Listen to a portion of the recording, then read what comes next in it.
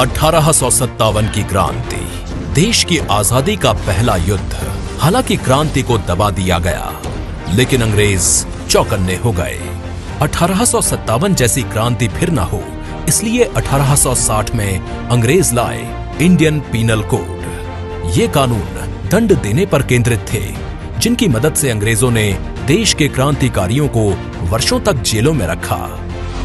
आजादी के बाद 77 वर्षों तक हम अंग्रेजों के कानून ढोते रहे।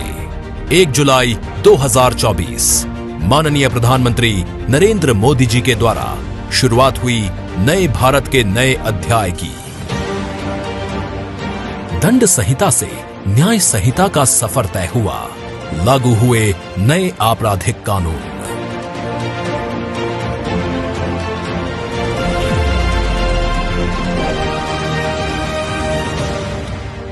Earlier, the focus was on punishment and penal aspects.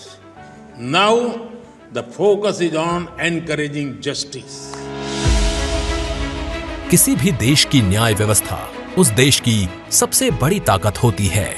अब देश में इंडियन पीनल कोड के स्थान पर भारतीय न्याय संहिता, इंडियन एविडेंस एक्ट के स्थान पर भारतीय साक्ष्य अधिनियम और सीआरपीसी के स्थान पर भारतीय नागरिक सुरक्षा संहिता प्रभावी है। नए आपराधिक कानूनों में महिलाओं और बच्चों के खिलाफ अपराध से निपटने के लिए 37 धाराएं हैं।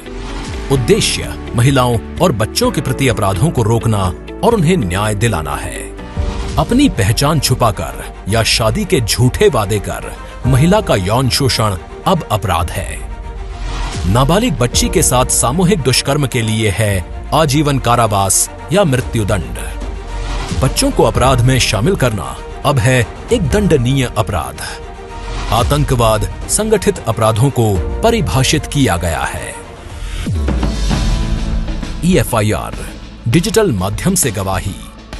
आने वाले वर्षों में भारत की न्याय प्रणाली विश्व की सबसे आधुनिक, वैज्ञानिक और टेक्नोलॉजी से लैस होगी। सबको न्याय समय पर मिले। भारत का नागरिक न्याय की आस में अदालतों के चक्कर न लगाता रहे। इसके लिए आपराधिक न्याय प्रणाली में सभी की जवाबदेही तय की गई है।